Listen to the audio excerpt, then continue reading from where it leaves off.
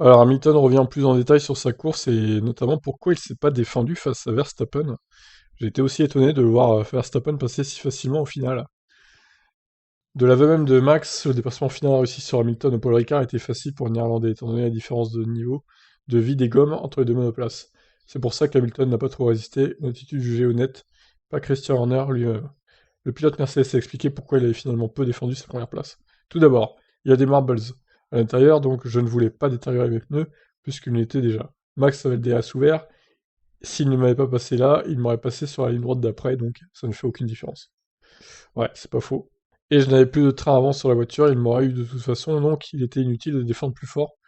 Vous avez vu ce qui s'est passé avec Bottas, il a juste fini par aller tout droit, donc ça ne sert à rien d'abîmer les pneus plus longtemps. C'est quand même frustrant de voir un pilote se laisser bouffer comme ça à cause de ses pneus, quoi. Ils peuvent pas se battre au final. Au niveau de la stratégie, Mercedes n'aurait-elle pas pu et dû parier comme Max Verstappen et Red Bull sur 2 arrêts? Hamilton tentait de relativiser, il était bien moins mécontent que son équipier après course. 2 arrêts auraient pu faire le travail, mais ce n'était pas du tout dans les cartes pour nous. Donc nous allons faire une analyse et essayer de comprendre pourquoi. Nous avons fait du bon travail, ça n'a pas marché, donc je ne suis pas déçu.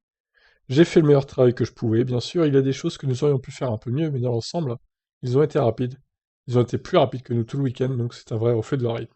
Je suis sûr que si nous regardons en arrière, si nous nous étions arrêtés plus tôt avant qu'ils ne s'arrêtent, et que nous avions pris de l'avance en adoptant une stratégie à 2 arrêts au stand, nous aurions probablement pu gagner la course.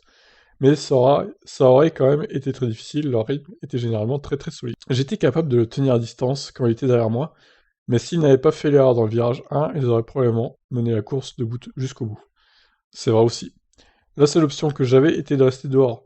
Alors peut-être par contre, s'il avait dominé du début à la fin, Verstappen, peut-être qu'ils auraient tenté 2 arrêts chez Mercedes au final avec un undercut, etc. Je sais pas. Donc la seule option que j'avais était de rester dehors, sinon il aurait juste pris de l'avance et je n'aurais pas pu passer parce ils étaient trop rapides sur la ligne droite.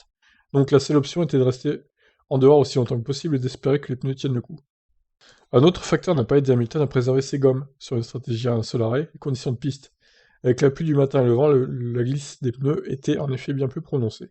Comme Max le disait, il y avait des rafales, c'était glissant donc, c'était assez délicat avec les conditions et je dirais que les conditions étaient bien pires pour nous. Ça a rendu les choses vraiment difficiles tout au long du tour. C'était juste inconstant tout au long du tour. Il est évident que les autres jours il faisait plus chaud, donc on pouvait penser que sur une piste plus chaude, on aurait plus de dégradation, ce fut l'inverse, alors qu'il faisait plus froid. Pourquoi, j'en ai aucune idée, mais la dégradation était beaucoup plus grande que ce que quiconque dans mon équipe pensait. Bah voilà, Mercedes, mauvais travail hein, pour Mercedes. Il faut virer Toto Wolff, mec, extrême. Non, mais bon, ouais, il va falloir optimiser tout ça hein, chez Mercedes, revoir un peu les stratégies, je pense.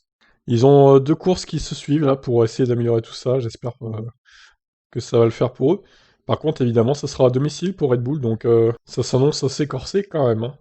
Je vois bien 2 victoires de Red Bull sur le Red Bull Ring. Hein. Allez, je vous laisse réagir, ciao.